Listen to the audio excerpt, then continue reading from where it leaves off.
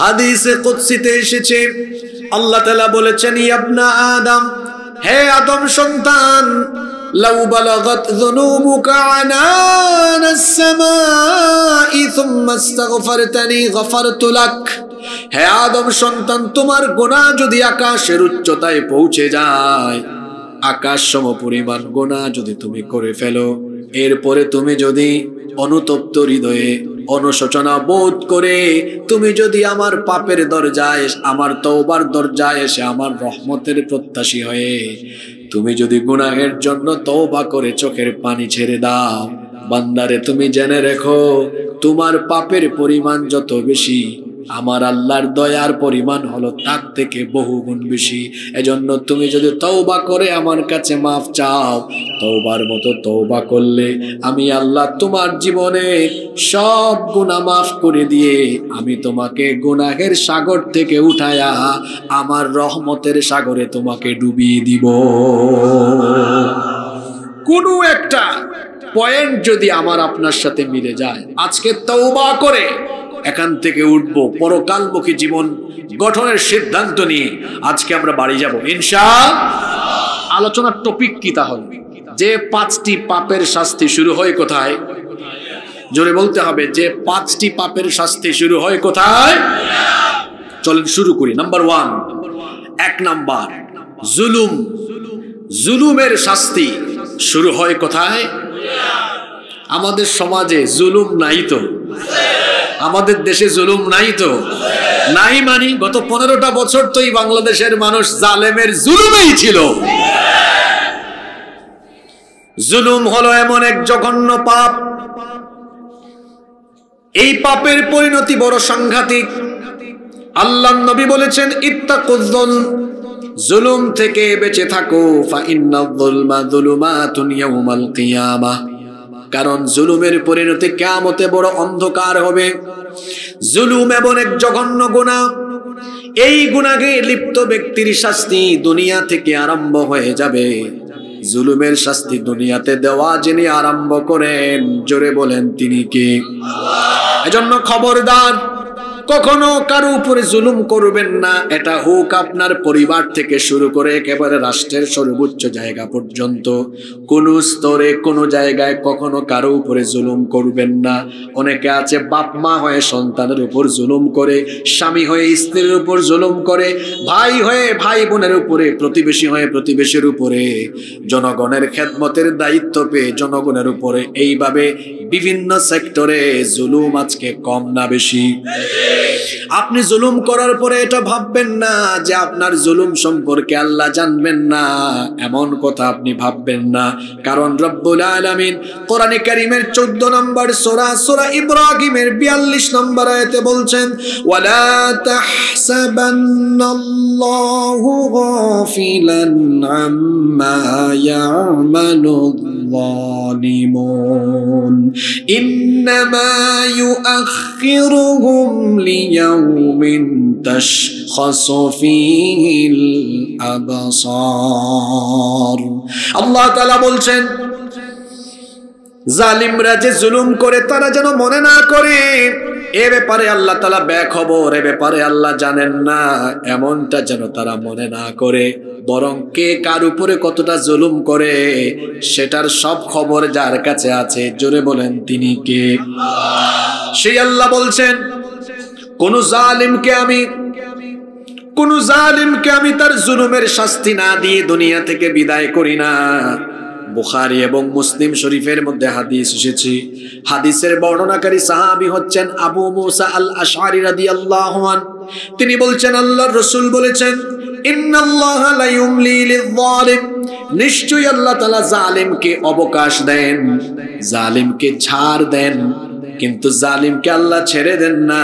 ফাইদা আখাযাহু লাম ইউফলিতহু, যখন তিনি জালিমকে ধরেন তখন তিনি আর ছাড়েন না। এটা আল্লাহর সুন্নাত। রব্বুল আলামিন কোরআনুল কারীমের 22 নম্বর সূরা সূরাতুল হাজর 45 নম্বর আয়াতে বলছেন ফাকাআইয়িম মিন ক্বরয়াতিন আহলাকনাহা ওয়া হিয়া যালিমাতুন ফাহিয়া খাওয়িয়াতুন আলা উরুশিহা ওয়া বিইরিম মুআত্তালাতিন ওয়া কসরিম মাশীদ। আল্লাহ তাআলা বলছেন এমন কত জনপদ আছে, এমন বহু এলাকা আছে যেই জনপদের লোকেরা ছিল জালিম, তাদের জুলুমের কারণে আমি আল্লাহ তাআলা তাদেরকে এমন ভাবে পাকড়াও করেছি, আমি তাদের সুন্দর সুন্দর সুরম্য প্রাসাদের ছাদ সহ বিধ্বস্ত করে জনপদের সবাইকে ধ্বংস করে দিয়েছি। সেই জালেম জনপদের কুয়াকে আমি পরিত্যক্ত বানিয়ে ছেড়েছি। আল্লাহ বলছেন শুধু তাই নয়, তাদের সুউচ্চ প্রাসাদগুলোকে আমি আল্লাহ মাটির সাথে মিশাইয়া দিয়া ধ্বংস করে দিয়েছি। কোরআনে কারীমের 29 নম্বর সূরা আনকাবুতের 40 নম্বর আয়াতে আল্লাহ তাআলা বলছেন ফাকুল্লান আখাযনা বিযামবিহি ফামিনহুম মান আরসালনা আলাইহি হাসিবা ওয়া মিনহুম মান আখাযাতহু as-সাইহাতু ওয়া মিনহুম মান খাসাফনা বিহিল আরদা ওয়া মিনহুম মান আগরাকনা ওয়া মা কানা আল্লাহু লিয়াযলিমাহুম ওয়ালাকিন কানু আনফুসাহুম ইয়াযলিমুন। আল্লাহ তাআলা বলছেন অতঃপর প্রত্যেককে আমি তাদের পাপের কারণে ধরেছি, পাকড়াও করেছি। কাউকে কাউকে তাদের জুলুমের কারণে আসমান থেকে পাথর কুচির গজব পাঠিয়ে সমূলে ধ্বংস করে দিয়েছি। এরপরে আল্লাহ বলছেন আবার ওয়া মিনহুম মান আখাযাতহুস সাইহা, কাউকে কাউকে আমি আল্লাহ তাদের জুলুমের কারণে আসমান থেকে বজ্রনিরাত পাঠিয়ে সমূলে শেষ করে দিয়েছি। ওয়া মিনহুম মান খাসাফনা বিহিল আরদ, কাউকে কাউকে তাদের জুলুমের কারণে জমিন উল্টায়া জমিনের তলায় ধসাইয়া দিয়েছি। ওয়া মিনহুম মান আগরাকনা, কাউকে কাউকে আমি আল্লাহ তাদের জুলুমের কারণে পানির নিচে ডুবায়া গোষ্ঠী সুদ্ধা শেষ করে দিয়েছি। সূরা আনকাবুতের এই 40 নম্বর আয়াতে আল্লাহ তাআলা ধ্বংসপ্রাপ্ত 4টা জালিম শ্রেণীর কথা বর্ণনা করেছেন। 4টা জালিম গোষ্ঠীর কথা বলেছেন। জোরে বলেন তো আল্লাহ এই আয়াতে কয়টা জালিম গোষ্ঠীর কথা বলেছেন? 4 শ্রেণীর জালিমদেরকে আল্লাহ 4 ধরনের গজব দিয়েছেন। 1 নাম্বার আল্লাহ বলছেন কাউকে কাউকে তাদের জুলুমের কারণে আসমান থেকে পাথর কুচির বৃষ্টি পাঠায়া শেষ করেছি। 2 নাম্বার কাউকে কাউকে বজ্রনিনাদের মাধ্যমে শেষ করেছি। 3 নাম্বার কাউকে কাউকে জনপদ উল্টায়া জমিন উল্টায়া শেষ করে দিয়েছি। 4 নাম্বারে কাউকে কাউকে আমি আল্লাহ পানিতে ডুবায়া মেরেছি। আমরা সবাই জানি পানির অপর নাম জীবন, কিন্তু ফেরাউনের জন্য আল্লাহ পানির অপর নাম বানিয়েছেন কি? আরো জোরে বলেন বানিয়েছেন কি? এই যে গাছপালা, আলো বাতাস, বিদ্যুৎ, পানি, এগুলো হচ্ছে জুনদুম মিন জুনুদিল্লাহ, এগুলো আল্লাহর সৈনিক, এগুলো হুকুম মানে কার? আল্লাহ বলছেন জালেমরা যখন জুলুম করতে করতে জুলুমের সীমা ছাড়িয়ে গিয়েছে, তখন আমি আল্লাহ মজলুমদেরকে নাজাত দিয়েছি আর জালেমদেরকে পাকড়াও করেছি। আল্লাহর পাকড়াও, আল্লাহর ধরা সহজ না কঠিন।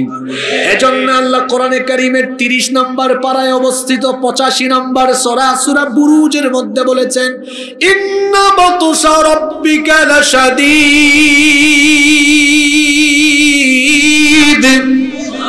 নিশ্চয়ই তোমার রবের ধরা বড় কঠিন, তোমার রবের পাকড়াও বড় কঠিন। তোমার রব ধরেন না, যখন তিনি ধরেন তখন আর ছাড়েন না, একেবারে দেশ ছাড়া করে জুলুমের শাস্তি দিয়ে থাকে। আর বলা লাগবে না, তাই না? আল্লাহ ধরেন না, যখন আল্লাহ ধরেন জুলুম এটা এমন এক জঘন্য গুনাহ, পৃথিবীতে আল্লাহ তাআলা অতীতের যুগে প্রত্যেক জালিমকে তাদের ন্যায্য, তাদের প্রাপ্য শাস্তি দুনিয়াতে বুঝায়া বেইজ্জত করে তারপরে দুনিয়া থেকে বিদায় করেছে। এই বাংলাদেশে যে জালিমের দল, যে ফেরাউনের দল, নিরীহ নিরপরাধ আলেম ওলামা নিরীহ মানুষদের উপরে নির্যাতন নিপীড়ন করেছে, হাজার হাজার মায়ের বুক খালি করেছে। জুলাই আগস্টে স্কুল কলেজের হাজার হাজার ছাত্রদেরকে ঠান্ডা মাথায় তাদেরকে পাখির মতো গুলি করে হত্যা করেছে। সেই জালিমদেরকে আল্লাহ কি ছেড়ে দিয়েছেন? জোরে বলেন, ছেড়ে দিয়েছেন? সেই জালিমরা এত সহজে পার পায় নাই। তাদের উপর আল্লাহ এমন গজব দিয়েছেন, এই গজব এমনি এমনি আসে নাই। গত 15 বছরে মজলুম বহু আলেমদের চোখের পানির ফুটা এদের জন্য আল্লাহর গজব হিসাবে আবির্ভূত হয়ে তাদের জন্য আজ এই কঠিন পরিণতি এসেছে, যার দরুন তারা এই দেশ থেকে চোরের মতো পালিয়ে যেতে বাধ্য হয়েছে।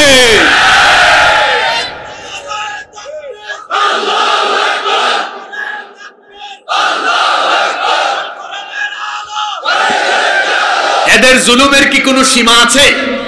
কাউকে ছাড় দিয়েছে? আহা, আমরা কিন্তু মাঝে মাঝে আলেম ভাইয়ের সাথে মাঝে মাঝে আমরা কিছু ঠেলায়া ধাক্কায়া কথা বলে না, এটা করবেন না। কারণ আলিমে আলেম না চিনলেও জালেমে কিন্তু আলেম চিনে।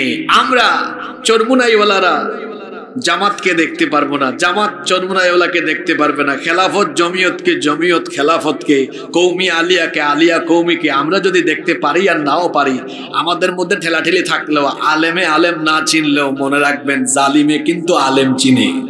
যার কারণে আপনারা দেখেছেন মাওলানা মামুনুল হক সাহেবকে যে জেলে ঢুকায় রাখে, মুফতি আমির হামজা কেউ না ওই জেলেই ঢুকায় রাখে। তখন কৌমিও বুঝে না, আলিয়াও, জামাতও বুঝে না, হেফাজতও বুঝে না, চরমুনাইও বুঝে না। ও যখন তার স্বার্থে আঘাত আসে তখন জামাতকেও মারে, চরমুনাইর পীরকেও মারে, কাউকে সে ছাড় দেয় না। জালিম আলিম চিনে, কিন্তু আলেম আজকে আলেম। আমরা এটা আসুন নিজেদের মধ্য থেকে দূর করি। আমরা কৌমি আলিয়া বিভিন্ন ইসলামী দল, আমরা যারা বিভিন্ন ঘরানার আছি, আমরা নিজেদের মধ্যকার অনৈক্যের দেয়ালকে ভেঙে চুরে টুকরা টুকরা করে দিয়ে যদি আমরা এক সারিতে বসে যেতে পারি, এই বাংলাদেশে রাম আর নাস্তিকরা ইসলামের বিরুদ্ধে কথা বলার সাহস পাবে না। এজন্য আমাদের নিজেদেরকে আগে ঠিক হতে হবে। আল্লাহ তাআলা এই জাতির আলেমদেরকে ঐক্যবদ্ধ বানায় দেন। আমি বলছিলাম জুলুমের তো কোনো শেষ নাই। হ্যাঁ, কি জুলুম করে নাই বলেন? নিরপরাধ এই বাংলাদেশের কোরআনের বাগানের রূপকার যাকে বলা হয়, কোরআনের কিংবদন্তি খাদেম আল্লামা সাঈদীকে তারা চিকিৎসার নামে জেলখানায় অন্যায়ভাবে হত্যা করেছে, হাজার হাজার মায়ের বুক খালি করেছে। আমি এখানে বিভিন্ন রাজনৈতিক দলের নেতৃবৃন্দ আছেন, এখানে বিএনপি, জামাত, অন্যান্য দলের নেতৃবৃন্দ, নেতাকর্মী সবাই আছেন। এটা রাজনৈতিক মাহফিল না, এটা কোরআনের মাহফিল। এখানে ন্যায্য কথাগুলো আমি বলবো, কেউ কারো গায়ের উপর টেনে নিবেন না, ন্যায্য কথাগুলো বলবো। আপনারা যারা রাজনীতি করেন, সব দলকে বলছি, নির্বাচনের জন্য পাগল হয়ে গিয়েছেন। আমি আপনাদেরকে বলবো নির্বাচনের কথা বলেন, কিন্তু নির্বাচনের কথা শেষে বলবেন সরকারের কাছে দাবি তোলার সময় সবার আগে বলবেন সংস্কার আর নির্বাচন হবে পরে। হাজার হাজার মানুষকে যারা খুন করেছে, খুনিদের খুনের বিচার করতে হবে আগে, নইলে নির্বাচনে যান আর যেখানে যান আপনারা কিন্তু গুল্লা খাবেন। যে যে দল করেন, বিএনপি করেন, জামাত করেন, যে যে দল করেন, জনগণের পালস বুঝে রাজনীতি করতে হবে। জেনজি এখানে যারা আছে, আমি এদের হৃদয়ের কথা বলেছি। তারাই বাংলাদেশে তাদের সহযোদ্ধা, তাদের সাথী ভাই, যারা তাদের সাথে রাস্তায় নেমেছিল, যাদেরকে তাদের চোখের সামনে হত্যা করা হয়েছে, এই 18, 20, 22, 25, 26 বছরের তরুণ ছেলেরা নির্বাচন সংস্কার পরে চায়, খুনিদের খুনের বিচার আগে চায়। তো আপনি এই দেশে রাজনীতি করবেন, এই ছেলেগুলার পালস বুঝবেন না? হ্যাঁ, এই ছেলেদের পালস আপনাকে বুঝতে হবে। কারণ সে তার সহযোদ্ধাদেরকে নিয়ে রাস্তায় যখন নেমেছে, সে দেখেছে তার সহযোদ্ধা পানি নিয়ে গিয়েছে, ওখানে গুলি করা হয়েছে। তার ক্লাসমেট, তার ব্যাচমেট তার সাথে গিয়েছে, রক্তাক্ত হয়ে পঙ্গু হয়ে হাসপাতালে গিয়েছে, ছেলেটা এখনো পঙ্গু। তার ক্লাসমেট, তার সিনিয়র, তার জুনিয়র তার সামনে রক্তাক্ত হয়েছে, আহত হয়েছে, নিহত হয়েছে। যাদের রক্ত আর জীবনের উপর দিয়ে নতুন বাংলাদেশ আমরা পেয়েছি, তাদের হৃদয়ের কথা হলো আগে আমাদেরকে যারা আমাদের টাকায় কেনা গুলি যারা আমাদের বুকে চালিয়েছে সেই সকল হায়নাদের বিচার এই দেশের মাটিতে অবশ্যই করতে হবে। এজন্য ডক্টর ইউনূস সাহেবকে বলবো, আপনি সংস্কার করবেন পরে, নির্বাচন দিবেন পরে, খুনিদেরকে দেশে ফিরাইয়া এনে উপযুক্ত বিচার করে সব কয়টাকে ফাঁসির কাস্টে ঝুলাতে হবে। এদেরকে একবার ফাঁসিতে ঝুলালে এই বিচারের হক আদায় হবে। খুন কি একটা করছে? 1000 খুন করলে তারে 1000 বার ফাঁসি দেওয়া দরকার। আপনারা কি আমার কথায় কষ্ট পেয়েছেন নাকি? যে যে দলের রাজনীতি করেন করেন গা, কোনো অসুবিধা নাই। এটা তো রাজনৈতিক মাহফিল না, এটা কোরআনের মাহফিল। আল্লাহর কোরআন কি খুনির পক্ষে না বিপক্ষে? আমি তো আল্লাহর কোরআন থেকে বলছি। আল্লাহ কোরআনে বলেছেন, মান কাতালা নাফসান বিগাইরি নাফসিন আও ফাসাদিন ফিল আরদি ফাকান্নামা কাতালান নাস জামিআ। যে ব্যক্তি অন্যায়ভাবে একজন মানুষকে হত্যা করল, সে যেন তামাম দুনিয়ার সকল মানুষকে হত্যা করল। আল্লাহু আকবার। আপনি কি কথাটা বুঝছেন? একজন মানুষের জীবনের মূল্য আল্লাহর কাছে কত বেশি, যে একজন মানুষ হত্যা করা মানে সারা দুনিয়ার মানবতাকে মেরে ফেলা। আবার একজন মানুষের জীবন বাঁচানো মানে সারা দুনিয়ার মানুষের জীবন বাঁচানো। সুবহানাল্লাহ। হাদিস শরীফে এসেছে, যদিও সনদের দিক থেকে মুহাদ্দিসিনে কেরামদের কেউ কেউ এই হাদিসকে দাঈফ বলেছেন, কিন্তু এরপরেও কোরআনের এই আয়াতের সাথে সম্পর্কিত করে এই হাদিসটা আপনাদের সামনে আমি বলছি। আল্লাহর নবী বলেছেন, মানুষের জীবনের মূল্য আল্লাহর কাছে তার ঘর পবিত্র কাবা শরীফের চাইতেও বেশি। সুবহানাল্লাহ। তো যে মানুষের জীবনের মূল্য কাবা শরীফের চাইতেও বেশি, সেই মানুষ একজন দুইজন তো খুন করা হয়। ডেইলি স্টার, সরি প্রথম আলো, যদিও এটা দিল্লির অনুগামী, কিন্তু তারা এমন এক কাম করছে, বাংলাদেশের ডানপন্থী অনেক মিডিয়া যেটা করতে পারে নাই, প্রথম আলো সেটা করেছে। 4-5 দিন আগে 5 তারিখে সাভার গণহত্যার একটা ভিডিও তারা তাদের ইউটিউব চ্যানেলে রিলিজ করেছে। কেউ কি দেখেছেন নাকি? এটা কেউ দেখছেন? কেউ দেখে না। এটা আজকে মাহফিল শেষে গিয়ে দেখবেন, দেখার পরে দেখবেন, ইউটিউব চ্যানেলে গিয়ে দেখবেন, দেখার পরে দেখবেন নিজেকে স্থির রাখতে পারবেন না, কিভাবে ঠান্ডা মাথায় ছেলেগুলাকে ধরে ধরে, কলেজের ছেলেদেরকে ধরে ধরে খুন করেছে। তো যারা এইভাবে ধরে ধরে খুন করেছে, এই খুনিদের বিচার হওয়া উচিত কি উচিত না? জোরে বলেন, উচিত কি উচিত না? তো একজন মানুষ মারে নাই, হাজার হাজার মানুষ মেরেছে। গত 15 বছরে এরা কত জুলুম করেছে, আয়না ঘর বানিয়ে সুস্থ মানুষকে সেই কবরের মতো সংকীর্ণ জায়গায় রেখে তারা মানবতা বিরোধী অপরাধ করেছে। বহু আলেমকে জেলখানায় রেখেছে, কি কৌমি কি আলিয়া, কাউকে বাদ দেয় নাই। সুতরাং যারা এইভাবে করে মানুষকে খুন করে, মানবতা বিরোধী এবং হত্যাকাণ্ডে সম্পৃক্ত ছিল, দলমত নির্বিশেষে সেই জালেমদের বিচার এই বাংলার মাটিতে চাওয়ার জন্য সবাইকে আওয়াজ তুলতে হবে। সম্মানিত ভাইয়েরা, জুলুম এটা হলো মস্ত বড় গুনাহ, জঘন্য গুনাহ। আল্লাহ তাআলা পৃথিবীতে কোনো জালেমকে শাস্তি না দিয়ে মারেন না, শাস্তি না দিয়ে বিদায় করেন না। আমরা যে যখন ক্ষমতা পাই, ক্ষমতার অপব্যবহার করে অনেকে জালেম হয়ে যায়। ক্ষমতার ঠেলায় কি বসি কি উঠি, বাঁচি কি মরি, কি একটা অবস্থা। এত অহংকার করবেন না, কারণ সকালবেলায় ক্ষমতার চেয়ারে থাকা ব্যক্তিকে বিকেল বেলায় চেয়ার থেকে নামায়া দেশ ছাড়া করতে পারেন কে? জোরে বলেন কে? এজন্য মানুষের উপর জুলুম করবেন না, কারণ জুলুম হলো এমন এক জঘন্য গুনাহ, যেই গুনাহের শাস্তি দুনিয়া থেকেই জেনে দেওয়া আরম্ভ করেন। গলার আওয়াজ বড় করে সবাই বলেন, তিনি কে?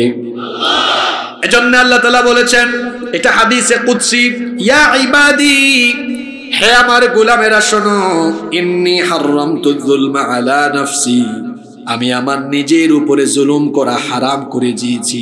ওয়াজআলতুহু বাইনাকুম মুহাররামা ফালা তাযালামু, তোমাদের উপরও আমি জুলুম করা হারাম করলাম, তোমরাও কখনো কারো উপরে জুলুম করো। কারণ জুলুম এটা মস্ত বড় অন্যায়। একজন মজলুম সে যদি কাফির হয়, মুমিন না যদি কাফির হয়, আল্লাহ নবী বলেছেন মজলুম আর আল্লাহর মাঝখানে কোনো পর্দা থাকে?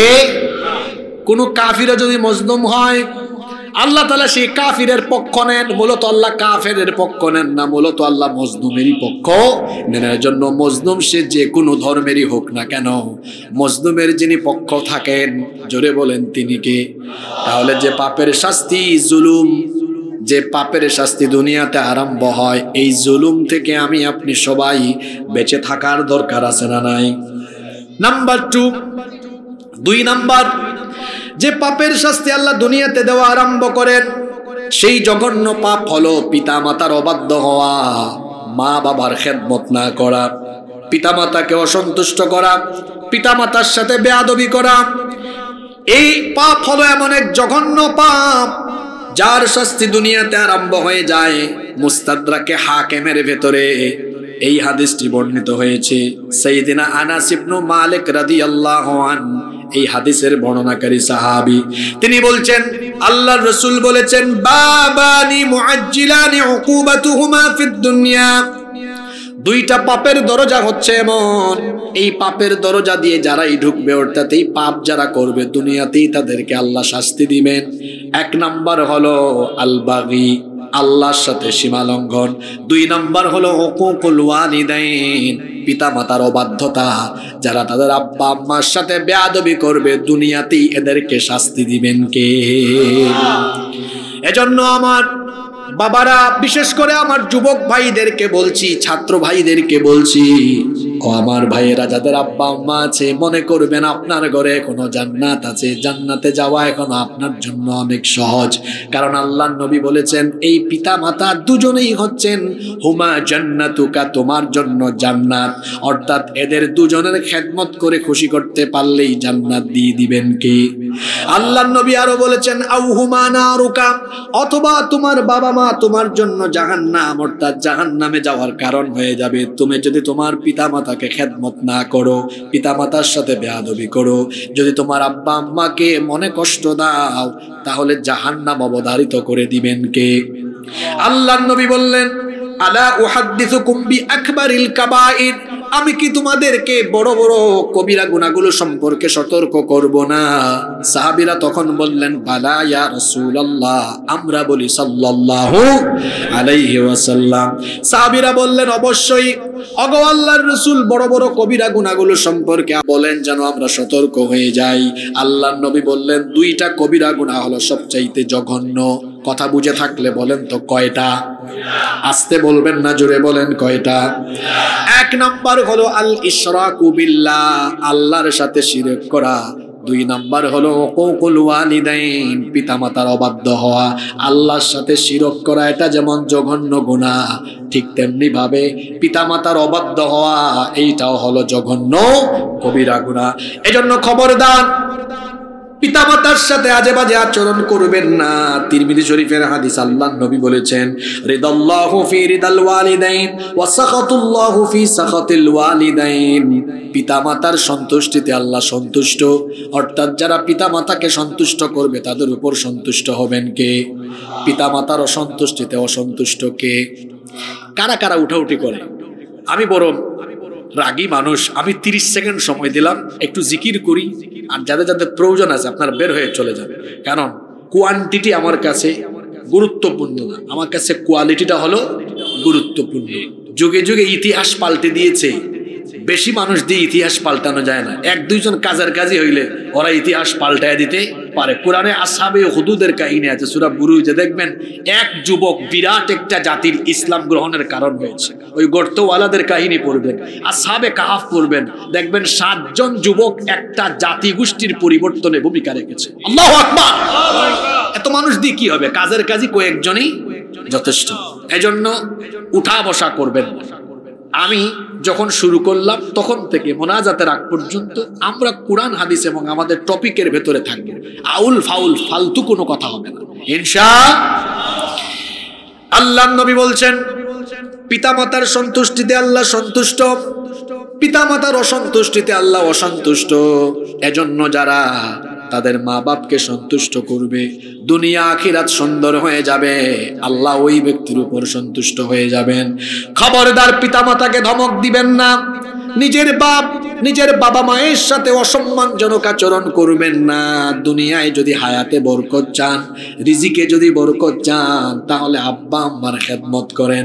কারণ বুখারী এবং মুসলিম শরীফের হাদিস, আন আনাস ইবনে মালিক রাদিয়াল্লাহু আনহু قال سمعت رسول الله আমরা বলি সাল্লাল্লাহু আলাইহি ওয়াসাল্লাম, আনাস ইবনে মালিক রাদিয়াল্লাহু আনহু হাদিসটি বর্ণনা করেছেন। তিনি বলেছেন, আমি আল্লাহর নবীকে বলতে শুনেছি, আল্লাহর হাবিব বলেছেন, মান সাররাহু আন ইউবসাতা লাহু ফি রিজকিহি আও ইউনসা লাহু ফি আথারিহি ফালইয়াসিল রাহিমা ওয়া আ'যামুর রাহিম আল ওয়ালিদান আকরাবুর রাহিম আল ওয়ালিদান। আল্লাহর নবী বলেছেন, যে ব্যক্তি তার হায়াতে, তার রিজিকে, তার জীবনে বরকত চায়, তার উচিত হলো তার পিতা মাতার খেদমত করা। এক পিতা মাতার 3 ছেলে, কয়টা ছেলে? খেয়াল করে শুনবেন। 3 ছেলে একদিন ঘরের মধ্যে মিটিং করতে বসেছে। তো বড় ভাই বলতেছে ছোট 2 ভাইকে, দেখো আমরা তো 3 ভাই, চলো আব্বা আম্মাকে আমরা ভাগাভাগি করে খাওয়াই। আমি 10 দিন, মেজো ভাই তুমি 10 দিন, ছোট ভাই তুমি আরো 10 দিন, চলো ভাগ করে ফেলি। মেজো ভাই বলতেছে, বড় ভাই শোনেন, ছোট ভাই তুমিও শোনো, 10 দিন ভাগ না করে চলো আমরা 1 মাস করে ভাগ করি, অথবা 4 মাস করে ভাগ করি। ছোট ভাই বলতেছে বড় ভাই আর মেজো ভাইকে, বড় 2 ভাইকে বলতেছে, ভাই আপনারা রাগ করেন না, আপনারা এক কাজ করেন, আব্বা আম্মা দুজনকে সারা জীবনের জন্য আমার কাছে দিয়ে দেন। আগে শোনেন। তো বড় 2 ভাই তো খুব খুশি, তারা মনে মনে খুশি হয়েছে, ভালোই তো হয়েছে, তা আব্বা আম্মার পেছনে খরচ করা লাগবে না, ডাক্তার দেখানো লাগবে না, কাপড় চুপড় কিনে দেওয়া লাগবে না, খেদমত করা লাগবে না, ছোট ভাই দায়িত্ব নিয়ে নিয়েছে। তারা খুশি হয়ে বলছে, আচ্ছা দা তুই যেহেতু বলছ তুই আমাদের ছোট ভাই, তোর দাবিকে আমরা ফালাইতে পারি, যা দিলাম। এই 3 জনের কথোপকথন শুনেছেন আরেকজন, এসে বলতেছে ছোট ছেলেকে, তুমি তো 1 নাম্বার ব্যাককল। তো ছোট ছেলে বলতেছে, আপনি আমাকে ব্যাককল বললেন কেন, বেকুব বললেন কেন? বলতেছে, তোমাকে ব্যাককল বলবো না, তোমার 3 ভাই তো ভাগাভাগি করে আব্বা আম্মাকে খাওয়াইতে পারতা, চিকিৎসা করাইতে পারতা, তুমি একা যে দায়িত্ব নিলা, এখন তো তোমার খরচ হবে বেশি, তুমি ব্যাককল না? ছোট ছেলে বলতেছে, আপনি ব্যাককল, আমার 2 ভাই ব্যাককল। তো বলতেছে মানে, আমি আমার আব্বা আম্মা 2 জনকে ভরণ পোষণ, দেখাশোনা, চিকিৎসা সবকিছুর দায়িত্ব নিয়ে আমার লস হয় নাই। কারণ আমি জানি আমার আব্বা আম্মার জন্য আমি যদি খরচ করি, আমার আব্বা আম্মা যদি দোয়া নাও করে, খালি যদি আমার এই খেদমতটুকু পাইয়া একটু হাসি মারে, মুচকি হাসিটা, আমি জানি আল্লাহর আরশ আমার উপর খুশি হয়ে যাবে। কি বুঝলেন? দুনিয়ায় যদি রিজিক চান, সম্মান চান, দুনিয়া আখিরাতে যদি আপনি সফলতা চান, পিতামাতার পায়ের কাছে পড়ে থাকেন, জান্নাত পাওয়ার জন্য এত দূরে যাওয়া লাগবে না, কারণ আপনার বাপ মায়ের পায়ের তলায় আল্লাহ আপনার জান্নাত রেখে দিয়েছেন। সুবহানাল্লাহ। এজন্য যে ব্যক্তি বাপ মায়ের খেদমত করতে পারে, আল্লাহ গোটা দুনিয়ার সবকিছু ওই ছেলে মেয়ের পায়ের সামনে ফেলায় দেয়। আল্লাহ বলেন, তুই তোর মা বাপকে খুশি করেছিস, যা আমিও তোর উপর খুশি হয়ে গেলাম, আমি দুনিয়ার সব নিয়ামত তোকে দান করে দিলাম। সুবহানাল্লাহ। আমার যুবক ভাইয়েরা, ছাত্র ভাইয়েরা, যাদের আব্বা আম্মা আছে, সেই আব্বা আম্মার খেদমত করার দরকার আছে না নাই? আরো জোরে বলেন, খেদমতের দরকার আছে না নাই? কারণ আব্বা আম্মার খেদমতেই রয়েছে আল্লাহর জান্নাত। আর যদি বেয়াদবি করেন তো মনে রাখবেন, এই পাপের শাস্তি দুনিয়াতে আসবে। আপনি আপনার বাবা মাকে খাওয়ান না, ভাগ করেন, আলাদা করে দিয়েছেন না, আপনার রিজিকে বরকত হবে না। আপনি টাকা পয়সা যতই কামান না কেন, এই টাকায় বরকত হবে না। অভাব অনটন দারিদ্রতা লেগেই থাকবে, অশান্তি থাকবে, রোগ বালাই ধরবে, আসমান জমিনের গজব আসবে। দেখা যাবে আপনার পরিবারের মধ্যে বরকত আসবে না। আপনার বউয়ের কথা শুনে আপনি আপনার মা বাপকে আলাদা করে দিয়েছেন, এই বউ আপনাকে ঠকাবে, এই বউ আপনাকে রেখে আরেক বেটার সাথে পালাইয়াও দিতে পারে। দুনিয়াবি গজবে আপনি পড়ে যাবেন। খবরদার, বউ বউয়ের জায়গায়, মা বাবার জায়গায়, প্রত্যেককেই তার হক দিতে হবে। বউ আর মা বাবা প্রত্যেকের যার যার হক বুঝাই দিতে হবে। আপনি দুনিয়াতে সদাচরণের ক্ষেত্রে আচার আচরণে সবচেয়ে বিনয়ী হবেন, সবচাইতে উত্তম ব্যবহার করবেন কার সাথে? আপনার বাবা মায়ের সাথে। হ্যাঁ, আল্লাহ তাআলা কোরআনে কারিমে বলেছেন, পিতামাতা যদি তোমাকে একমাত্র শিরক করার কথা বলে ওই কথাটা মানবা না। এছাড়া পিতামাতা যদি কাফির হয়, কাফির কাফির, তাও আল্লাহ বলেছেন ওয়াসাহিবহুমা ফিদ দুনিয়া মারুফা, দুনিয়াতে তাদের খেদমত করতে হবে, সদাচার করতে হবে। সুবহানাল্লাহ পড়বেন না? এক সাহাবী বললেন, ওগো আল্লাহর নবী, আমার আব্বা আম্মা কাফের, আমি কি তাদের খেদমত করব? আল্লাহর নবী বললেন, অবশ্যই খেদমত করবে। তোমার আব্বা আম্মা কাফির হলো তুমি তোমার বাবা মায়ের খেদমত করবে। আল্লাহু আকবার। যেখানে মুসলমানকে কাফির মা বাপের খেদমত করতে বলা হয়েছে, সেখানে আপনার আব্বা আম্মা তো মুসলমান। তো চিন্তা করেন কতটুকু খেদমত করা লাগবে। আল্লাহ কোরআনে কি বলেছেন? খবরদার, এই ছেলে খবরদার, ফালা তাকুল লাহুমা উফ, বিরক্ত হয়ে তোমার আব্বা আম্মাকে উফ বলো না।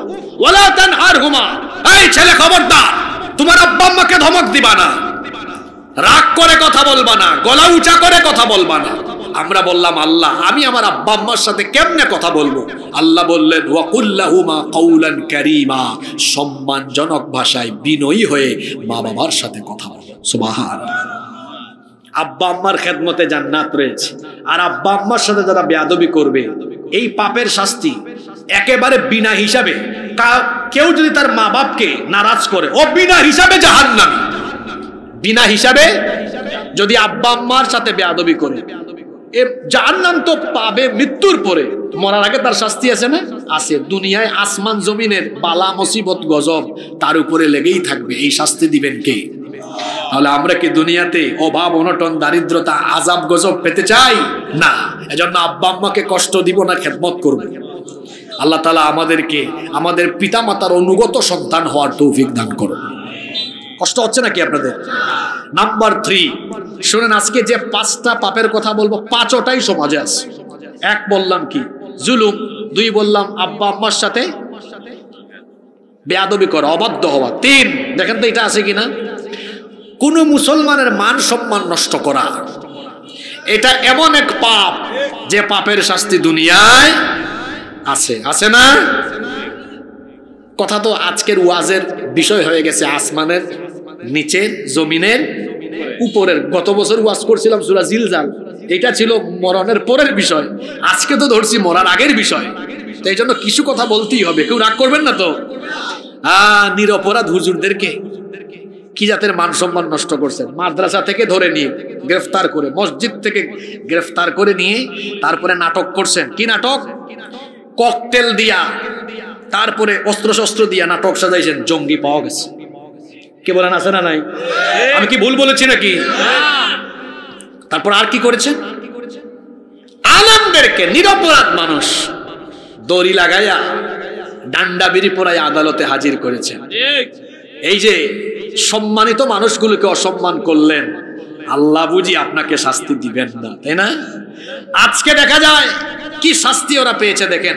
এই আলেমদেরকে যখন গ্রেফতার করা হয়েছে, লালমাইয়ের মানুষের হৃদয় কেঁদেছে। কাঁদে নাই? জোরে বলেন, কাঁদে নাই? আদালত চত্বরে তাদেরকে দেখলে মানুষ শুধু বলেছে, আল্লাহ আল্লাহ, তুমি এই মানুষগুলোকে হেফাজত করো যারা আলেমদেরকে বেইজ্জত করেছে। আজকে ওই লোকগুলোকে যখন আদালত পাড়ায় তোলা হয়, কেউ আল্লাহ আল্লাহ ডাকে না, বরং বলে কোথায় পচা ডিম, কোথায় সেরা স্যান্ডেল, সিরা জুতা আর পচা ডিম ওদের উপরে নিক্ষেপ করে।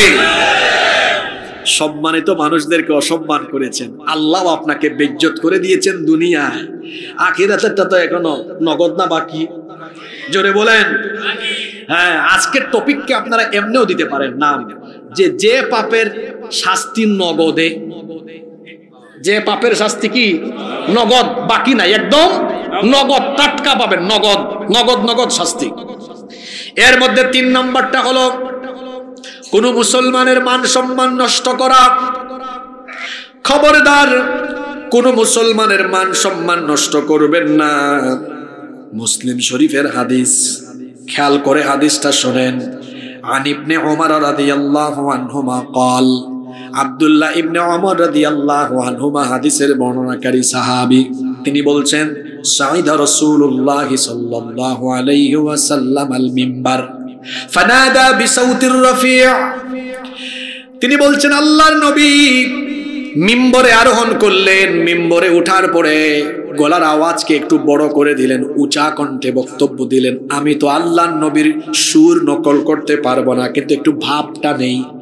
আল্লাহর নবী একটু গলার আওয়াজকে উঁচা করলেন। দেখবেন আমরাও বক্তৃতায় মাঝে মাঝে খুব মধুর সুরে কথা বলি, মাঝে মাঝে আবার গলার আওয়াজকে উঁচা করি। এটা বক্তৃতার আর্ট, এটাও আল্লাহর নবী করতেন। তিনি খুব কোমল ভাষায় কথা বলতেন, আবার মাঝে মাঝে তার চেহারা লাল হয়ে যেত। এই যে এই হাদিসে আসছে মাঝে মাঝে গলার আওয়াজ, ফানাদা বিসাউতির রাফি', সাউত আওয়াজটাকে রাফি' উঁচা করে, গলার আওয়াজ বড় করে সাহাবীদেরকে বক্তব্য দিচ্ছেন। শুনেন এইভাবে গলার আওয়াজটা বড় করে, ইয়া মা'শারা মান ক্বাদ আসলামা বিলিসানিহি, হে ওই সকল ব্যক্তিরা যারা মুখ দিয়ে ঈমানের ঘোষণা দিয়েছো, ওয়ালাম ইউফদিল ঈমানু ইলা কলবিহি, কিন্তু যাদের অন্তরে ঈমান এখনো বদ্ধমূল হয়নি, শোনো ভালো করে শোনো, লা তুযুল মুসলিমিন, কোন মুসলমানকে কষ্ট দিও না, ওয়ালা তুআইরুহুম, তাদেরকে শরম দিও না, লজ্জা দিও না, ওয়ালা তাত্তাবিউ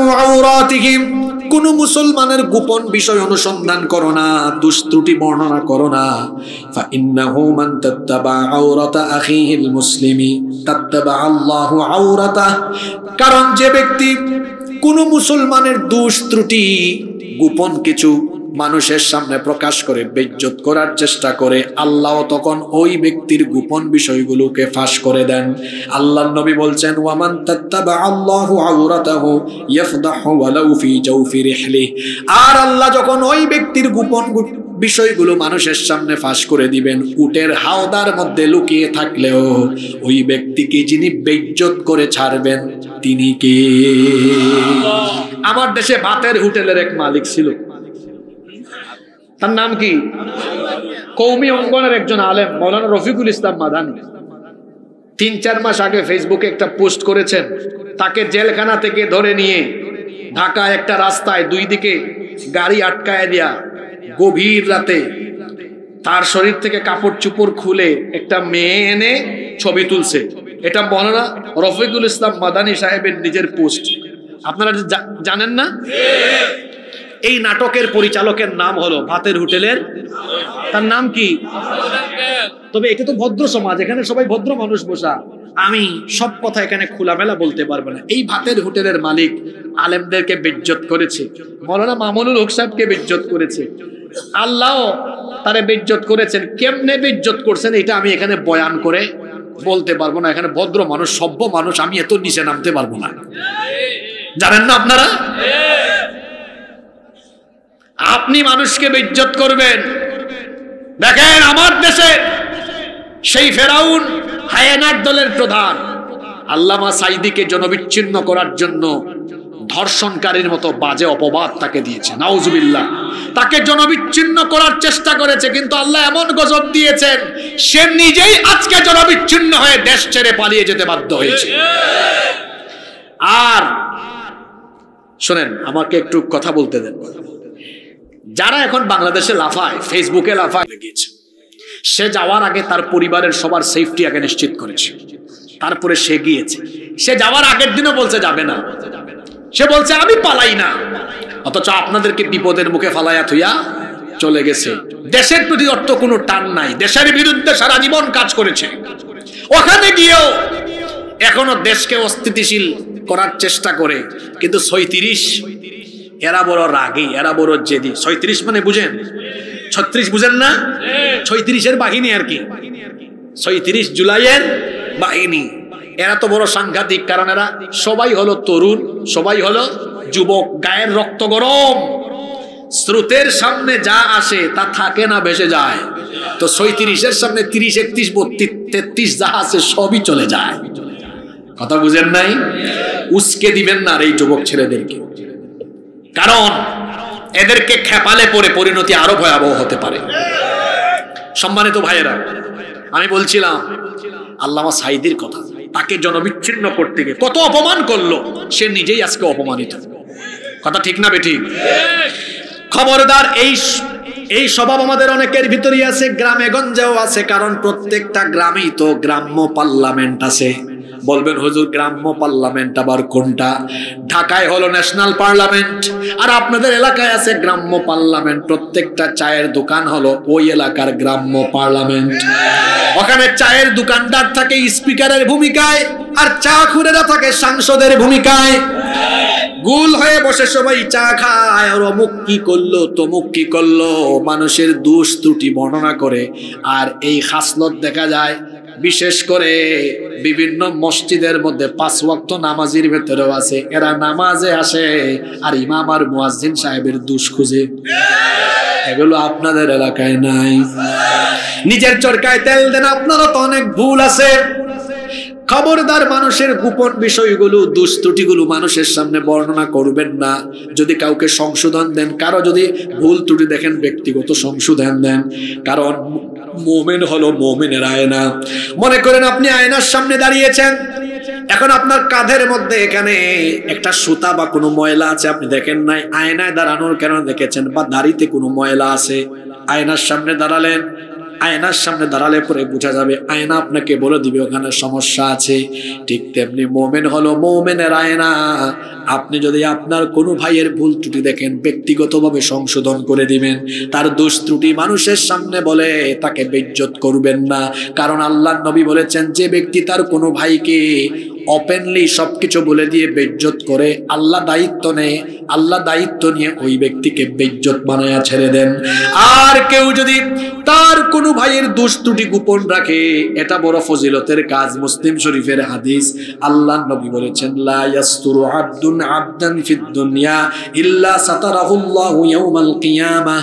আল্লাহর নবী বলেছেন, কেউ যদি দুনিয়াতে তার কোনো ভাইয়ের দোষ ত্রুটি গোপন রাখে, কিয়ামতের দিন আল্লাহ ওই ব্যক্তির দোষ ত্রুটি গোপন রেখে আল্লাহ তাকে মাফ করে দিবেন। আমাদের দোষ ত্রুটি গুনাহ আছে না নাই? আমি যদি মানুষের ভুলগুলো বলে না বেড়াই, কারো ভুল দেখেছি ব্যক্তিগত সংশোধনে দেব, তার ইজ্জত নষ্ট করব না। কিয়ামতের দিন আল্লাহ বলবেন, তুই তো আমার এমন গোলাম, তোর হাসলত বড় ভালো, তোর বাড়ি মাতাইন কোটে ছিল, তুই মানুষের ভুল ত্রুটি দেখলেও বলে বেড়াতি না, মানুষের মান ইজ্জত নষ্ট করতি না, গোপন রাখতি। আজ তোর অনেক গুনাহ আছে, আমি গোপন রাখলাম, যা দৌড় মার, জান্নাতে চলে যা। সুবহানাল্লাহ। আল্লাহর নবী আরো বলেছেন, মান রাদ্দা আন ইরদি আখিহি রাদ্দাল্লাহু আন ওয়াজহিন নার ইয়াউমাল কিয়ামাহ। আবু দারদা রাদিয়াল্লাহু আনহু হাদিসের রাবী, তিনি বলেছেন, আল্লাহর নবী বলেছেন, যে ব্যক্তি তার কোনো ভাইয়ের দোষ ত্রুটি গোপন রাখবে, আল্লাহ তাআলা ওই ব্যক্তির চেহারাকে কিয়ামতের দিন জাহান্নাম থেকে বাঁচায়া দিবেন। এই গুণে গুণান্বিত হওয়ার তৌফিক আল্লাহ আমাদেরকে দান করেন। ছিদ্রান্বেষণ করবেন না। ছিদ্রান্বেষণ মানুষের কোথায় ভুল আছে খালি খুঁজতে থাকেন, গোপন বিষয় তালাশ করবেন না। এই খাসলত পুরুষের থেকে মহিলার বেশি, পুরুষের থেকে নারীর বেশি। কোথাও দেখেছে যৌথ পরিবার থাকে না, একজনের ভুল ত্রুটি দেখছে, ওইটা তার হাজবেন্ডের কাছে বলবে, পরিবারের এর তার কাছে বলে, এটাকে আরো বড় করতে চাইবে। কারো ভুল দেখেছেন, বলতে পারেন, এটা এভাবে করো না, শেষ সমাধান করেন না, সমস্যাকে আরো সমস্যাগ্রস্ত করা, এটা তো মুমিনের কাজ হতে পারে। এজন্য আমরা কোনো ভাইয়ের ভুল ত্রুটি দেখলে আমরা এগুলো বলে বলে বেড়াবো না। কেউ ভুল করেছে, ব্যক্তিগতভাবে আমরা তাকে সংশোধন দিব। কারণ আমরা যদি আমাদের কোনো ভাইয়ের মান ইজ্জত রক্ষা করি, কিয়ামতের দিন আমার ভুল ত্রুটিকে গোপন রেখে আমাকে মাফ করে দিবেন কে? আরো জোরে বলেন, কে? মুমিন তো সেই ব্যক্তি, হাদিসে এসেছে, আল মুসলিমু মান সালিম আল মুসলিমুনা মিন লিসানিহি ওয়া ইয়াদিহি। সেই ব্যক্তি প্রকৃত মুসলমান যার জবান এবং হাতের অনিষ্ট থেকে অন্য মুসলমান নিরাপদ থাকে। তো আপনার জবান থেকে যদি আরেকজন হেফাজতি না থাকে, এটা কোন জাতের মুসলমান হইলেন আপনি? আল্লাহ তাআলা আমাদেরকে এই গুণে গুণান্বিত হওয়ার তৌফিক দাও, বলেন আমিন। কষ্ট হচ্ছে নাকি আপনাদের? আর দুইটা বাকি, বলার সুযোগ দিবেন তো? বাকি দুইটা সমাজের আরো কমন রোগ। 4 নাম্বার জিনা, ব্যভিচার, বিবাহ বহির্ভূত হারাম রিলেশন আছে না নাই?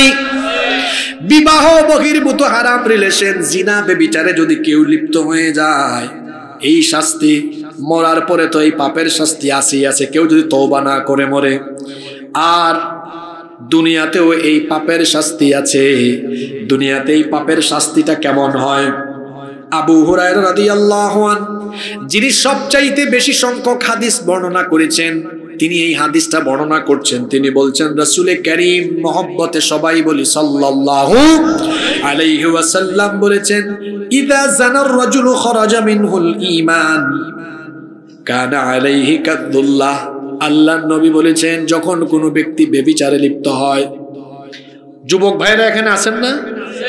মনোযোগ আছে ভাইরা আপনাদের? শুনেন ভাই, শুনেন, এই হাদিসটা ভালো করে শুনেন। বিবাহের আগে হারাম রিলেশন করবেন, শুনেন এই হাদিসটা শুনেন। আল্লাহর নবী বলেছেন, ইযা জানার রাজুলু খরাজা মিনহুল ঈমানু কানা আলাইহি কাদুল্লাহ। আল্লাহর নবী বলেছেন, যখন কোনো ব্যক্তি ব্যভিচারে লিপ্ত হয়, জিনায় লিপ্ত হয়, তখন এই ব্যক্তির অন্তর থেকে ঈমান বের হয়ে যায়। ঈমান বের হয়ে মেঘখণ্ডের মতো মাথার উপরে সেই ঈমান ভাসতে থাকে। ফাইদান কাতা রাজা ইলাইহিল ঈমান।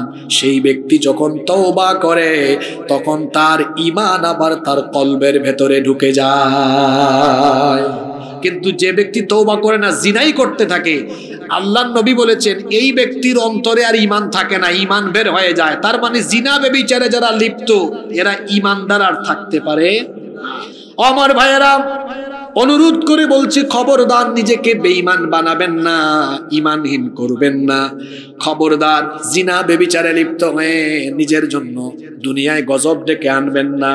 কারণ জিনা ব্যভিচার এটা এমন মারাত্মক গুনাহ, এটার শাস্তি দুনিয়াতেই আছে। যেমন আরেকটা হাদিস আল্লাহর নবী বলেছেন, লাম তাযহারিল ফাহিশাতু ফি কওমিন কাত্তুন হাত্তা ইউলিনু বিহা ইল্লা ফাশা ফীহিমুত তাউন ওয়াল আওজা আল্লাতী লাম তাকুম মাদাত ফি আসলাফিহিম আল্লাযীনা মাদাউ। আল্লাহর নবী বলেছেন, যখন কোন সমাজে অশ্লীলতা, বেহায়াপনা, নোংরামি, অসভ্যতা, বেবিচার বেড়ে যায়, সেই সমাজে আল্লাহ এমন এমন রোগ বালাই দেন, এমন এমন মহামারী দেন যা আগের যুগে ছিল না। পৃথিবীতে আগে এইডসও ছিল না, এইডস নামে কিছু আগে ছিল না। কিন্তু যখন জিনা বেবিচার দুনিয়াতে বেড়েছে, তখন এইডস সহ অন্যান্য ভয়াবহ আরো অন্যান্য যৌন ব্যাধি দুনিয়াতে এখন কম না বেশি? জোরে বলেন, কম না বেশি? জিনা বেবিচারে লিপ্ত হলে বহুবিধ ক্ষতি আছে। জিনা বেবিচারে লিপ্ত হলে পরে আপনার চেহারার সৌন্দর্য নষ্ট হয়ে যাবে। সারা রাত আপনি জিনার সাগরে ডুব দিয়ে আছেন। চোখের জিনা, কানের জিনা, জবানের জিনা, বহু ধরনের জিনা আছে। আর এখন তো জিনা বেবিচারের সবচাইতে আকর্ষণীয় চমৎকার উপাদানের নাম হলো, আরো জোরে বলেন, গুগল শরীফে সার্চ করে, ইউটিউব শরীফে সার্চ করে করে আজে বাজে ভিডিও চক্ষু দিয়ে দেখা হলো চোখের জিনা, কান দিয়ে সেই আজে বাজে কিছু শোনা হলো কানের জিনা। আবার এই মোবাইল ফোন ব্যবহার করে আজে বাজে কথা বলা, এইটাও জবানের জিনা। আমার ভাইয়েরা, যুবক ভাইয়েরা, বিবাহের আগে হারাম রিলেশন করে নিজের জীবনটাকে নষ্ট করবেন না। সারা রাত যে মোবাইলের ফিতনায় পড়ে থাকেন, মোবাইলের ফিতনায় পড়ে থাকতে থাকতে আপনার নিজের চেহারাও তো নষ্ট করলেন। এখন অনেক যুবকেরা আছে রাত 3টা-4টা পর্যন্ত মোবাইলে তাহাজ্জুদ পড়ে। কথা বুঝেন নাই মনে হয়? এটা রূপক কথা বলেছি। মানে রাত 3টা-4টা পর্যন্ত মোবাইলে ব্যস্ত থাকে। চেহারা দেখেন না, মায়া লাগে দেখলে তারে। আমার দুই পাশের গালের মাংস, গালের গুস্ত, এগুলো হাড্ডির চিপার ভিতরে ঢুকে গিয়েছে একদম এমনি শেষ। এনার্জিলেস। ও দিনের বেলা এমন ভাবে হাঁটে, ফার্মের মুরগির মতো ঝিমায় ঝিমায় হাঁটে। তার থেকে বয়স্ক মানুষ আরো ফিট হয়ে হাঁটে। তুমি এই যৌবন বয়সে জিমান্না মুরগির মতো হাঁটো কেন? কারণ তুমি রাত 3টা-4টা পর্যন্ত চিপায় চাপায় জিনার সাগরে ডুব দিয়ে চিপায় চাপায় যৌবন নষ্ট করো। এখান থেকে ফিরে আসো ভাই। আমি কি পাপ করি? আমি কি পাপ করি? আমি কি গুনাহ করি? রাতের বেলা দরজা বন্ধ করে দিয়ে আমি মোবাইলে কি কি জিনা করছি, দুনিয়ার কেউ না জানলেও এই পাপের খবর জানেন কে? আর আপনিও তো জানেন আপনি কি পাপ করছেন। জেনে না জেনে কত যে আমি করেছি পাপ, কতবার যে করেছি তাওবা, কতবার অনুতাপ। দুদিনে আবার সব ভুলে আমি মজে গেছি দুনিয়ায়, মাফ করো আমায়। পৃথিবী না জানো আমি তো জানি, আমি কি পাপ করেছি হায়। জানি কিনা আমরা? আমার পাপের করলে বিচার, বাঁচার আমার নাই উপায়। দয়াময় তুমি মাফ করো আমায়, মাফ করো আমায়। আমার পাপের নাই সীমা নাই, তুমি মেহেরবান, তুমি রহিম, তুমি রহমান, তুমি দয়াবান। আমায় তুমি করো গো মাফ, আমায় তুমি করো গো মাফ। এই গুনাহগার এই শুধু চাই, মাফ করো আমায়। পৃথিবী না জানো আমি তো জানি, আমি কি পাপ করেছি হায়। আমার পাপের করলে বিচার, বাঁচার আমার নাই উপায়। দয়াময় তুমি মাফ করো আমায়, মাফ করো আমায়। বলেন আমিন। ও যুবক ভাইয়েরা, ফিরে আসুন এখান থেকে। চরিত্র বানাতে হবে ইউসুফ আলাইহিস সালামের মতো, যাকে রব্বুল আলামিন এই দুনিয়ার অর্ধেক সৌন্দর্য দান করেছেন। আপনার কি আর চেহারা, মাথায় কুটের জরিন আছো কিনা আপনার দিকে তাকায়ও না। কিন্তু ইউসুফ আলাইহিস সালাম এত সুন্দর সুপুরুষ ছিলেন, যাকে দেখে, হ্যাঁ যুবক ভাইয়েরা হাসিয়েন না, এটা মজা করতে যায় বলছে। আসলে আপনারা স্মার্ট, লালমাইট ছেলেরা আসলে লাল লাল, খুশি হয়েছে এখন। কিন্তু আপনারা কি আর লাল, ইউসুফ নবী তো লালে লাল। সুবহানাল্লাহ পড়বেন না? আপনারা কি সুন্দর। শুনেন, ইউসুফ নবীকে দেখে মিশরের সেই যুগের সুন্দরী রূপসী নারীরা ফল কাটতে গিয়ে ফিলিংলেস হয়ে, অনুভূতি শূন্য হয়ে, তার চেহারা দেখে মাতোয়ারা হয়ে, রূপে মুগ্ধ হয়ে ফল কাটার জায়গায় আঙ্গুল কেটে ফেলেছে, টেরও পায় নাই। আল্লাহু আকবার। সেই ইউসুফ নবী। তবে আবার ভুল বুঝবেন না যে আমাদের নবীর চাইতে তিনি কি বেশি সুন্দর নাকি। ইউসুফ নবীকে আল্লাহ দুনিয়ার অর্ধেক সৌন্দর্য দিয়েছেন, আর আমার আপনার নবীকে আল্লাহ দুনিয়ার পুরা সৌন্দর্য দিয়েছেন। ইউসুফ নবী যে ঘরে লালিত পালিত হয়েছেন, সেই ঘরের দুষ্ট নারী জুলাইখা প্রত্যেক দিন তার চোখের সামনে সেই সুন্দরী, সেই সুন্দর সুপুরুষ ইউসুফ আলাইহিস সালামকে দেখতে দেখতে পাগল হয়ে গেল। একদিন সে নির্জনে তার দাসীর মাধ্যমে ইউসুফ আলাইহিস সালামকে তার খাস কামরায় ডেকে নিয়ে আসলো। তারপরে এই রুমে ঢোকার জন্য 7টা দরজা ছিল, সবগুলো দরজায় তালা লাগিয়ে লক করে চাবি তার কাছে নিয়ে আসলো। এরপরে বলল, ইউসুফ আমার কাছে এসে আমার মনোবাসনা পূরণ করো। যখন ইউসুফ আলাইহিস সালামকে দুষ্ট নারী কুপ্রস্তাব পেশ করলেন, ইউসুফ আলাইহিস সালাম চিন্তা করলেন, দুষ্ট এই নারী এমন এক জায়গায় আমাকে ফাঁদে ফেলেছে, এখান থেকে বেরও হতে পারবো না, সব দরজা বন্ধ করে দিয়েছে। আবার এই নারীর এই প্রস্তাব গ্রহণ করে আমি আল্লাহর সাথে নাফরমানিও করতে পারবো না। তখন তিনি চিন্তা করলেন, আমি যদি আমার আল্লাহকে খুশি করার জন্য আল্লাহর উপর তাওয়াক্কুল করে, আমি যদি আল্লাহর উপর ভরসা করে যদি আমি দরজার দিকে দৌড় দেই, আমার বিশ্বাস এই বিপদ থেকে আমাকে উদ্ধার করবেন কে? কারণ দরজার চাবি হলো জুলাইখার কাছে, কিন্তু দুনিয়ার সবকিছুর কুদরতি চাবি আছে কার কাছে? এই চিন্তা করে, আল্লাহকে ভয় করে, এই মহিলার কুপ্রস্তাব প্রত্যাখ্যান করে তালাবদ্ধ দরজার দিকে তিনি যখন দৌড় দিলেন, আল্লাহ তাআলা তার নবীর ঈমান দেখে, আল্লাহ তাআলা তার নবীর এই তাওয়াক্কুল দেখে খুশি হয়ে তার কুদরতি চাবি দিয়ে জুলাইখার বন্ধ করে দেওয়া 7টা দরজার তালা ঠাস ঠাস করে সবগুলা খুলে দিলেন। আমার যুবক ভাইয়েরা, লালমাই লাল লাল যুবকেরা, চরিত্র হবে এমন, আমার সামনে দিয়ে সুন্দরী কোনো নারী যাবে, আমি আমার চক্ষুকে অবনত করে রাখবো, নিচের দিকে দিয়ে রাখবো। কার ভয়ে? কারণ আমার আল্লাহর হুকুম হলো কুল্লিল মুমিনিনা ইয়াগুদ্দু মিন আবসারিহিম, চক্ষুকে পরনারী থেকে নিম্নগামী করে রাখতে হবে। হুকুমটা কার? আমার যুবক ভাইয়েরা, লালমাইল লাল লাল যুবকেরা শুনেন, আল্লাহর রাসূল আপনাদেরকে কি বলেছেন? ইয়া মাআশারাস শাবাব, হে যুব সম্প্রদায়, গাদ্দু আবসারুকুম, তোমাদের চক্ষুকে নিম্নগামী করো। ওয়াহফাযু ফুরুজাকুম, লজ্জাস্থানের হেফাজত করো, গার্লফ্রেন্ড বানায়ো না, জিনা ব্যভিচার করো না। আল্লাহর নবী অন্য হাদিসে বলেছেন, মাইয়াদমাল্লি মা বাইনা লাহিয়াইহি ওয়া রিজলাইহি আদমানু লাহুল জান্নাহ, যে ব্যক্তি আমার জন্য তার দু চুয়ালের মধ্যবর্তী জায়গা অর্থাৎ জিহবা আর দু উরুর মধ্যবর্তী জায়গা অর্থাৎ লজ্জাস্থান হেফাজত করবে, জিনা ব্যভিচার করবে না, যে ব্যক্তি চরিত্র ঠিক রাখবে, আমি রসুল বললাম ওই যুবকের জান্নাতে যাওয়ার জন্য আমি রসুল নিজে জিম্মাদার হয়ে যাব।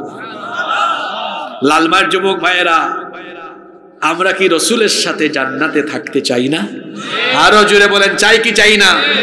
বিবাহ বহির্ভূত হারাম রিলেশন, গার্লফ্রেন্ড বানানো বন্ধ করে দিতে হবে। পারবো উপযুক্ত বয়সে বিয়ে করে ফেলবো। আর মুরব্বীদেরকে বলতেছি, বিবাহ শাদীর প্রক্রিয়া সহজ করে দেন। এই যে একটা ছেলে 23-24 বছরে বিয়ে করতে পারে না কেন? আপনার মেয়ের জন্য প্রস্তাব পাঠালে বলেন, কি লালমাইতে, লাকসামে, কুমিল্লায় বাড়ি আছে, কত টাকা ইনকাম করো। যুবক ভাইদের কাছে শিখাই দেওয়া যায়, যুবকরা আছে না ঘুমাই গেছে? বলবেন, চাচা বুকে হাত দিয়ে সত্য কথা বলেন তো, আমার বয়সে আপনার কি ছিল? চাচা ধরা খাবে, কিচ্ছু বলতে পারবে না। কারণ 23-24-25 বছর বয়সে যার কাছে বাড়ি গাড়ি আছে, ওইটা তার না, তার বাপের দেনা, বাপদাদার থেকে পাইছে। যারা বাপদাদার খাইয়া চলে, বাপদাদার খাইয়া বাপদাদার পরিচয় দিয়ে চলে, এরা গাধা। আর যারা নিজেরা পয়সা কামাইয়া, অল্প হোক 15,000, 20,000, 8,000, 10,000, অল্প কামাইয়া নিজের পয়সায় চলে, এটা হলো শাহজাদা। আপনার মেয়েকে গাধার কাছে বিয়ে দিয়েন না, ওই গাধা তার বউকে একটা ক্রিমও কিনে দিতে পারবে না। শাহজাদার কাছে বিয়ে দেন, এই শাহজাদা বিয়ের আগেই যদি 10-12,000 টাকা কামায়, বিয়ের পরে আরো দায়িত্বশীল হয়ে আরো বেশি কামাবে, আপনার মেয়েকে সুখে শান্তিতে রাখবে। এত পরিষ্কার কথা যদি আপনি না বুঝেন তো আপনারা কেমনে বুঝাইতা? আচ্ছা আমাকে বলেন তো, মানুষ গাড়ি বাড়ি টাকা পয়সার মালিক হয় বিয়ের আগে না বিয়ের পরে? হ্যাঁ, দেখবেন যাদেরই টাকা পয়সা হয়েছে 32, 33, 35, 40 বছরে হয়েছে, তা আপনি একটা ছেলে 23-24 বছরে বিয়ে করতে আসছে, তারে কোন বিবেকে বলেন তোমার কি গাড়ি বাড়ি আছে? আপনার তো আকল বুদ্ধি নাই আপনার। যুবকেরা খুশি না বেজার? কিরে আবি একটা মিসকিনরা, আওয়াজ এত ছোট হইলো কেন? ব্যাচেলররা খুশি না বেজার সবাই?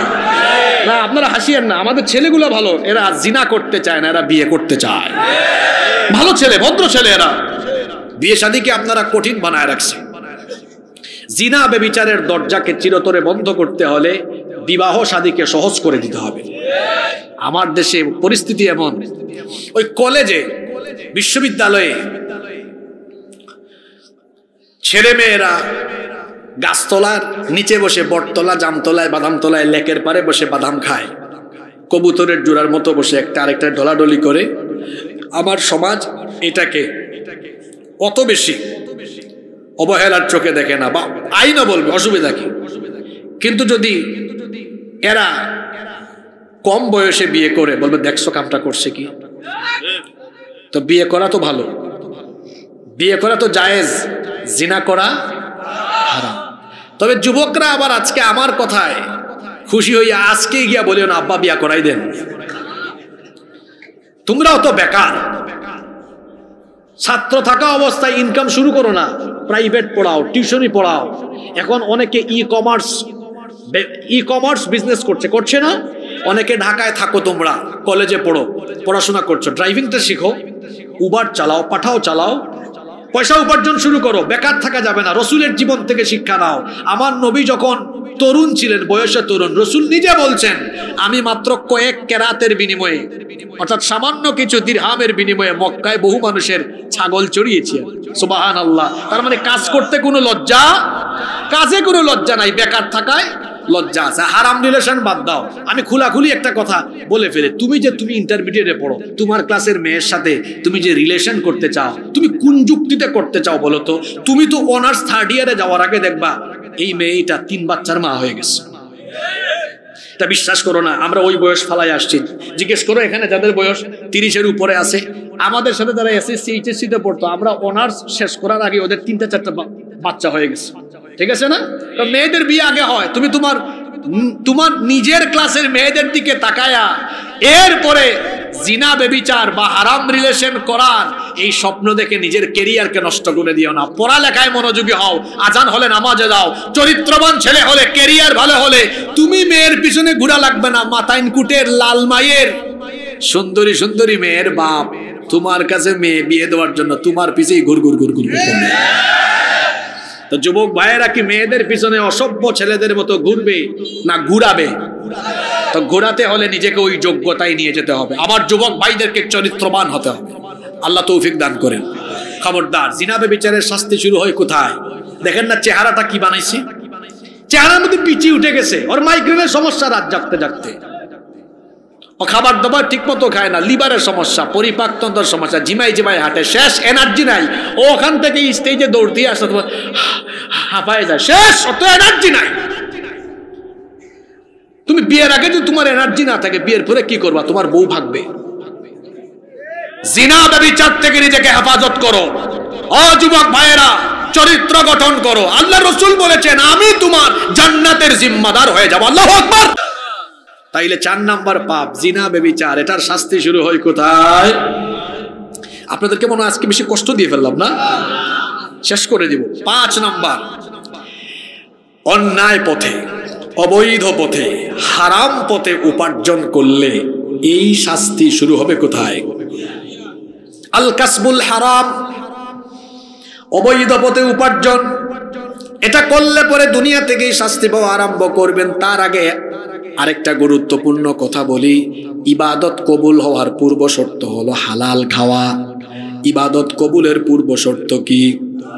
যারা হারাম খায়, এই হারামখোরদের কোনো ইবাদত বন্দেগী, দোয়া আল্লাহর দরবারে কবুল হয় না।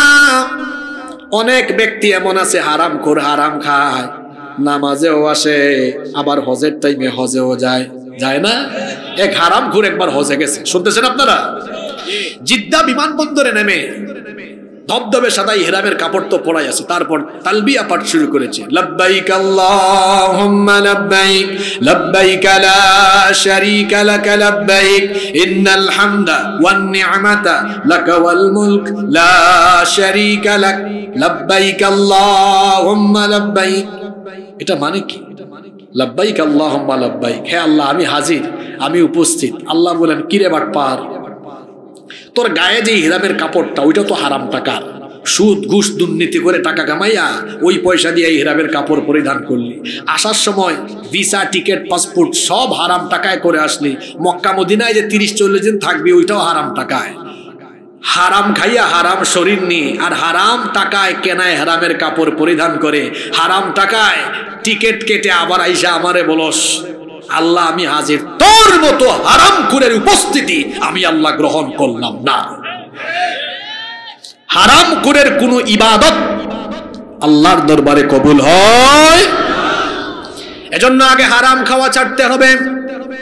শুনেন আল্লাহর নবী কি বলছেন, হাদিসটা খেয়াল করেন। ইন্না হাদাল মাল খাদিরাতুন হুলওয়া, আল্লাহর নবী বলেছেন নিশ্চয়ই এই ধন সম্পদ এগুলো হলো সুমিষ্ট, আকর্ষণীয়, চাকচিক্যময়। ফামান আখাযাহু বিহাক্কিহি ওয়া ওয়াদাহু ফি হাক্কিহি ফানি'মাল মাউনাতু হুয়া। আল্লাহর নবী বলেছেন যে ব্যক্তি বৈধ পথে তা উপার্জন করে আবার বৈধ পথে খরচ করবে, তার সম্পদের মধ্যে বরকত দিবেন কে? আল্লাহর নবী বলেছেন ওয়ামান আখাযাহু বিগাইরি হাক্কিহি কানা কাল্লাযী ইয়াকুলু ওয়া লা ইয়াশবা। আল্লাহর নবী বলেছেন আর যে ব্যক্তি অন্যায় অবৈধ পথে সম্পদ অর্জন করবে, সেই ব্যক্তির উপমা, সেই ব্যক্তির দৃষ্টান্ত হলো ওই ব্যক্তির মতো যে ব্যক্তি খাবার খায় কিন্তু তার পেট ভরে না। অর্থাৎ হারামখোর যতই হারাম উপার্জন করে না কেন, এই হারামখোরের পেট ভরে। হারামখোর হারাম পথে এত পয়সা উপার্জন করে, কুমিল্লায় বাড়ি আছে, ঢাকায় বাড়ি আছে, বিদেশেও বাড়ি আছে, তারপরেও চুরি করে। আর আমার দেশে চোর হলো দুই জাত। কথা বুঝে থাকলে বলেন, আমার দেশে চোর হলো কয় জাত? একটা হলো অভাবের, আর একটা হলো স্বভাবের। দেখেন তো মিলে কিনা। মাতাইন কুটে একটা সবজি ক্ষেতের পাশ দিয়ে যাচ্ছে এক ব্যক্তি, তার ঘরে খাবার দাবার নাই 2-3 দিন ধরে, ডানে বামে তাকাইছে, দেখছে কেউ নাই, হ্যাঁ কিছু ফুলকপি, কিছু টমেটো, আরো কিছু সবজি চুরি করে লুঙ্গির ভিতর ঢুকাইছে, ঢুকায় চলে যাচ্ছে। এটা অভাবের চোর না স্বভাবের চোর? হ্যাঁ অভাবের চোর, অভাব আছে চুরি করছে। আচ্ছা আপনারা বলেন তো, এই যে সচিব হইছে, ডিসি হইছে, এসপি হইছে, হ্যাঁ আরো বড় বড় দায়িত্বে আছে, সরকার তাকে সরকারি বাসা দিয়েছে, সরকার তাকে চলার জন্য গাড়ি দিয়েছে, মাসে মাসে বেতন দেয়, ঈদের সময় বোনাস দেয়, অন্যান্য ভাতাও দেয়, এরপরেও কোনো ফাইল ঘুষ ছাড়া এখান থেকে ওখানে দেয় না। তার কাছে গেলেই টেবিলের নিচে হাত ঢোকায়, স্পিড মানি মারেন, টেবিল মানি মারেন, এরপরে কলমের খোঁচায় খালি চুরি করে। কেমনে চুরি করবে? বাটপারি করবে এই ধান্দায়। এই যে সরকারি বেতন খাইয়া, সরকারি গাড়িতে বাড়িতে থাইকা, এরপরে লোকটা চুরি করে, এ কি অভাবে করে না স্বভাবে করে? হ্যাঁ স্বভাবে। আমার দেশে অভাবের চোর বেশি না স্বভাবের চোর বেশি? এই স্বভাবের চোরগুলোর কারণে আমার সোনার বাংলা এখনো সোনার বাংলা হতে পারে নাই। আমার সোনার বাংলা একেবারে শেষ হয়ে গেল।